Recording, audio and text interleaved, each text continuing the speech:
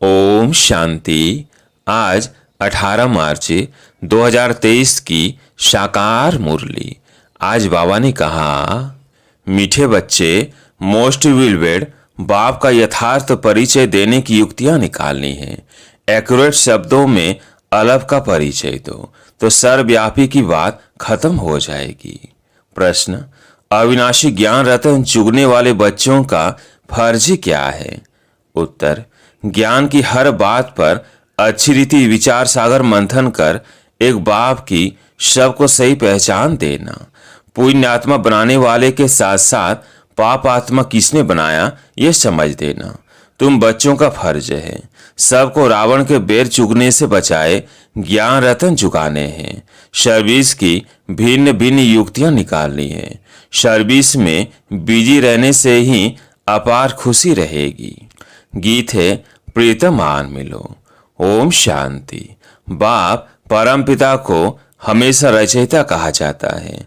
मनुष्य कह देते यह पशु पक्षी आदि सारी रचना वो रचते हैं, परंतु समझाना चाहिए पहले पहले मनुष्य की बात तो समझो। परम पिता जो रचता है वह मनुष्य सृष्टि कैसे रचते हैं? मनुष्य ही उनको बाप के बुलाते हैं क्योंकि दुखी है। सभी उस एक रचयिता को याद करते हैं। तो पहले पहले यह समझाना है कि मनुष्य सृष्टि का रचयिता कौन है। वो रचयिता ही सबका बाप ठहरा। पहले पहले बाप का परिचय देना है। आत्मा को न अपना न बाप का परिचय है। अगर अहम आत्मा का परिचय हो तो समझे कि हम किसकी संतान हैं। हम परम पिता परमात्मा की संतान हैं। वो बाप रचयिता है तो जरूर पहले पहले मनुष्य सृष्टि रचते होंगे। वो नई दुनिया अथवा स्वर्ग होगी।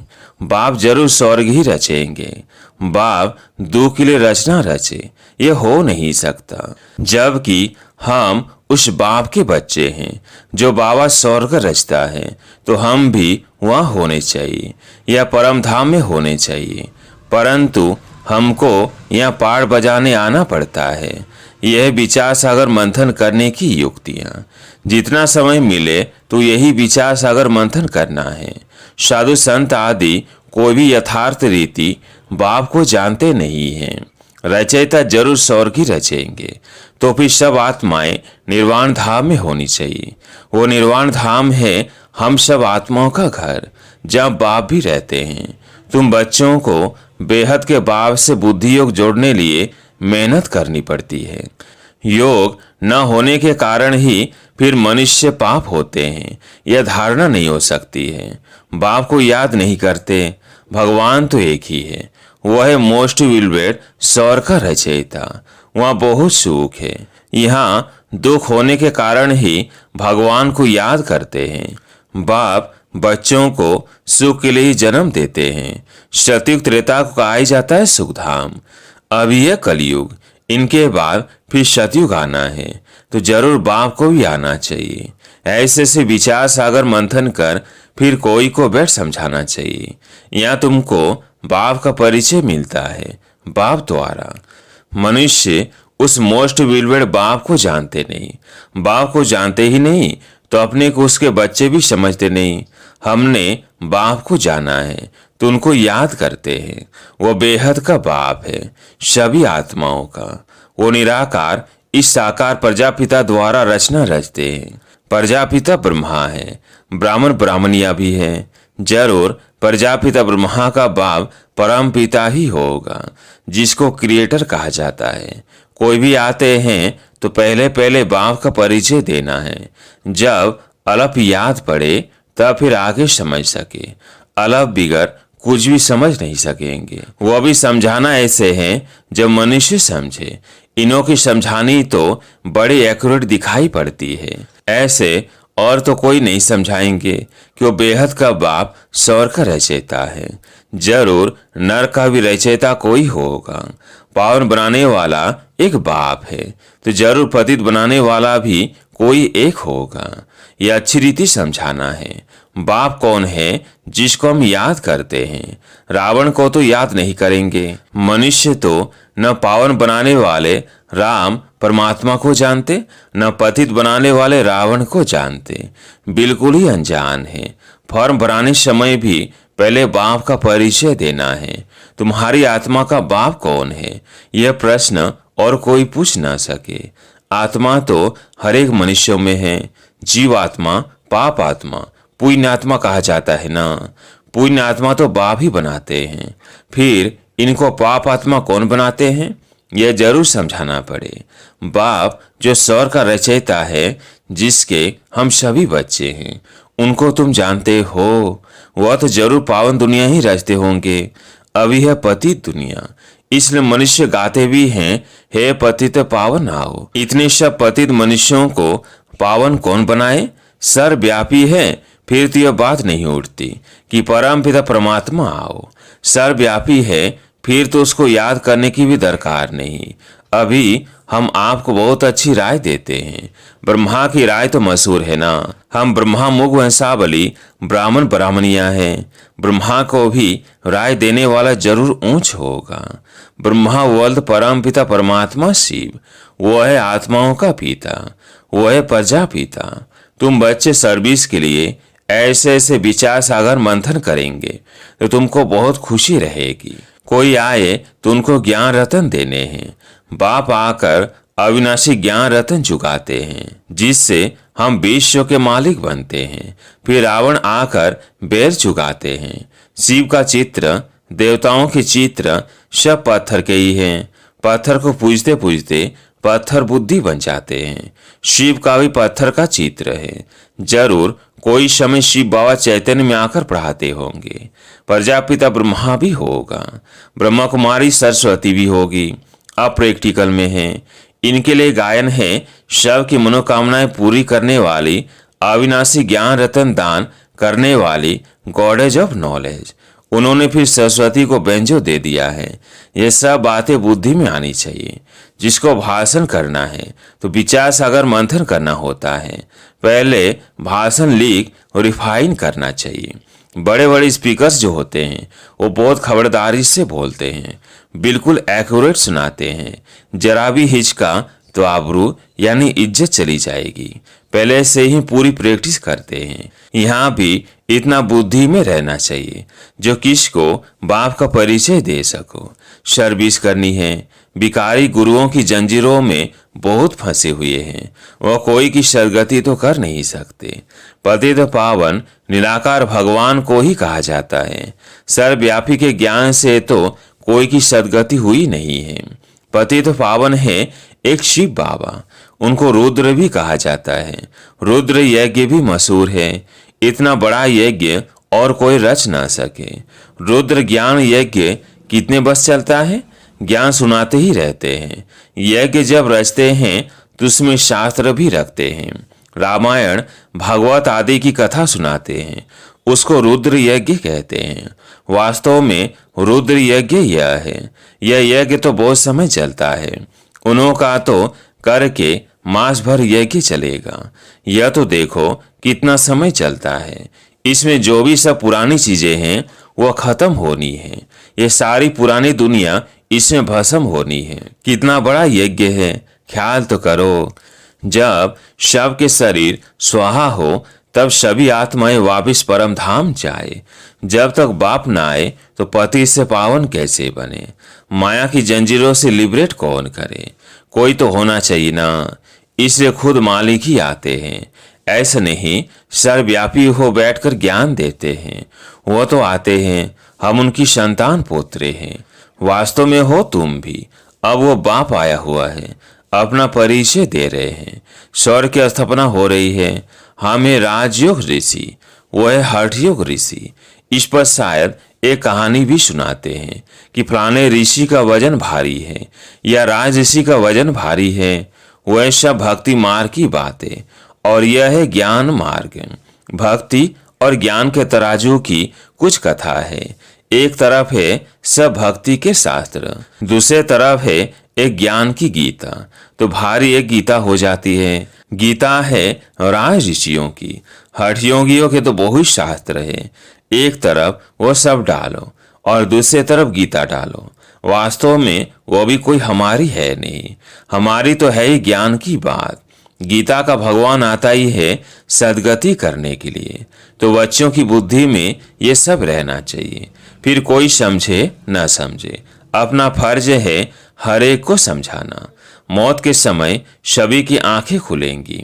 इस ज्ञान यज्ञ से ही यह विनाश ज्वाला निकली है। अब तुम पांडवों का पति है परमपिता परमात्मा। पतितों को पावन बनाने वाला है ही एक परमात्मा, न कि श्री कृष्ण। वो तो प्रिंस हैं, उनको कोई गॉड फादर नहीं कहेंगे। फादर तब कहा जाता है जब बच्चे पैदा करते हैं। श्री कृष्ण तो खुद ही बच्चा है, तो उसको फादर कैसे कहा जाए? लॉ नहीं कहता। श्री कृष्ण के साथ फिर जोड़ी चाहिए, उनके बच्चे चाहिए, तब फादर कहा जाए। वह तो फिर गिरस्ती हो गया। यहाँ तो निराकार बाप बेट ज्ञान देते हैं, वो कभी गिरस्त में आते नहीं, सदा पवित्र है। श्री कृष्ण तो माता के गर्भ से जन्म लेते हैं, तो उनको पतित पावन कैसे कहेंगे? अभी तुम बच्चे जानते हो परमपिता परमात्मा को प्रजापिता ब्रह्मा के तन में ही आना है। प्रजापिता तो जरूर यहाँ ही होना चाहिए ना, इसलिए उनका नाम ब्रह्मारक कहते हैं। मैं इस साधारण तन में प्रवेश करता हूँ। यह 84 जन्म भोग अभी अंतिम जन्म में है और वानप्रस्थ अवस्था में पूरा अनुभवी रहते हैं। अर्जुन के लिए भी कहते हैं ना, बहुत गुरु किए थे, शास्त्र आदि पढ़े थे, तो समझाना भी ऐसे चाहिए। प्रजापिता ब्रह्मा का नाम कभी सुना है? ब्रह्मा है तो जरूर पहले ब्राह्मण चाहिए। वर्ण भी मुख्य है, चक्र में भी वर्ण दिखाते हैं। ब्राह्मण कुल है सबसे छोटा, उनके ज्ञान लेने का समय भी थोड़ा है। कितने थोड़े ब्राह्मण हैं, फिर उनसे जास्ती देवताएं, उनसे जास्ती क्षत्रिय, उनसे जास्ती वैश्य शूद्र, तो ब्राह्मण कितने थोड़े हैं। इन थोड़ों में भी वो बहुत थोड़े हैं जिनको सदैव खुशी का पारा चढ़ा रहता है। बाप ने समझाया है, खुशी का पारा चढ़ेगा अमृत वेले। दिन को और रात को वायुमंडल बहुत गंदा रहता है, उस समय याद मुश्किल रहती है। अमृत वेले का समय गाया हुआ है, उसी समय सभी आत्माएं थक कर शरीर से डिटैच होकर सो जाती है। वो है शुभ मुहूर्त। यूं तो बाप की याद चलते फिरते दिल में रहनी चाहिए, बाकी हर से एक जगह बैठ याद करेंगे तो ठहरेगी नहीं। ऋषि मुनि भक्त लोग भी अमृत वेले उठ कीर्तन आदि करते हैं, क्योंकि उस समय शुद्ध वायुमंडल रहता है। तो कोई भी आए उनको समझाना है कि हम पढ़ रहे हैं, इसमें कोई अंधश्रद्धा की तो बात ही नहीं। निराकार बाप टीचर के रूप से हमको सहज राजयोग सिखा रहे हैं, तो मनुष्य आश्चर्य खाएंगे कि इनको निराकार कैसे पढ़ाते हैं। भगवानुवाच भी बरोबर है, तो जरूर शरीर में आकर राजयोग सिखाया होगा। कोई शरीर का लोन लिया होगा तो पहले युक्ति से बाप का परिचय देना चाहिए। सर्वव्यापी कहने से बसा क्या मिलेगा? जब तक भगवान के महावाक्य कानों पर न पड़े तब तक कोई समझ न सके। भगवान है निराकार, ब्रह्मा है साकार प्रजापिता, तुम हो ब्रह्मा कुमार कुमारियां। निराकार परमात्मा ब्रह्मा तन से पढ़ाते हैं। हमारा एम ऑब्जेक्ट है मनुष्य देवता बनना। बाप का परिचय देंगे तो बाप की याद रहेगी। कोई कोई लिखते हैं भगवान निराकार है, तो उनको समझाना चाहिए। कोई फिर लिखते हैं कि हम जानते ही नहीं। अरे तुम बाप को नहीं जानते हो, परमपिता परमात्मा कहते हो, तो जरूर कोई तो होगा ना। बच्चे तो जानते हैं हम परमपिता परमात्मा से भविष्य जन्म जन्मांतर के लिए आजीविका प्राप्त करते हैं। इसमें जो विघ्न डालते हैं उन पर कितना पाप चढ़ता होगा। सो भी समझकर विघ्न डालते हैं। समझ पर तो कोई दोष नहीं, वो तो सारी दुनिया बेसमझ है। अच्छा, मीठे मीठे सिकिल थे बच्चों प्रति माता पिता बाप दादा का याद प्यार। इसके एक एक अक्षर का अर्थ तुम बच्चे जानते हो। पहले पहले माता पिता, फिर बाप दादा। माता पिता उनको कहा जाता जो सौर का मालिक बनाते हैं। फिर ये हो गए बाप दादा, फिर कहते जगदम्बा। ये बड़ी गुह्य बातें हैं। सबसे गुह्य पहेली यह है जिसको समझने से मनुष्य को बहुत फायदा हो जाए। फिर कहते हैं सिकिलधे, यह दूसरी पहेली। फिर कहते हैं ब्राह्मण कुलभूषण सुदर्शन चक्रधारी, यह भी नई पहेली है, एक एक बात में पहेली है। अच्छा, सुदर्शन चक्रधारी नूरे रत्नों प्रति याद प्यार और गुड मॉर्निंग। रूहानी बाप की रूहानी बच्चों को नमस्ते। हम रूहानी बच्चों की रूहानी बाप दादा को याद प्यार गुड मॉर्निंग नमस्ते नमस्ते। धारणा के लिए मुख्य सार। पहला पॉइंट, अमृत बेले के शुभ मुहूर्त में बाप को बहुत प्यार से याद कर खुशी का पारा चढ़ाना है। चलते फिरते भी याद का अभ्यास करना है। दूसरा पॉइंट, पाप कर्मों से बचने व ज्ञान की अच्छी धारणा करने के लिए एक बाप से बुद्धि योग जोड़ने की मेहनत करनी है। आज प्यारे मीठे बाबा का वरदान, बिंदु रूप में स्थित रह सार युक्त योग युक्त युक्ति युक्त स्वरूप का अनुभव करने वाले सदा समर्थ भव। बिंदु रूप में स्थित रह सार युक्त योग युक्त युक्ति युक्त स्वरूप का अनुभव करने वाले सदा समर्थ भव। क्वेश्चन मार्क के टेढ़े रास्ते पर जाने के बजाय हर बात में बिंदी लगाओ, बिंदु रूप में स्थित हो जाओ तो सार युक्त योग युक्त युक्ति युक्त स्वरूप का अनुभव करेंगे। स्मृति, बोल और कर्म सब समर्थ हो जाएंगे। बिना बिंदु बने विस्तार में गए तो क्यों क्या के व्यर्थ बोल और कर्म में समय और शक्तियां व्यर्थ गंवा देंगे, क्योंकि जंगल से निकलना पड़ेगा। इसलिए बिंदु रूप में स्थित रह सर्व कर्मेंद्रियों को ऑर्डर प्रमाण चलाओ। स्लोगन, बाबा शब्द की डायमंड चाबी साथ रहे तो सर्व खजानों की अनुभूति होती रहेगी। अच्छा, ओम शांति।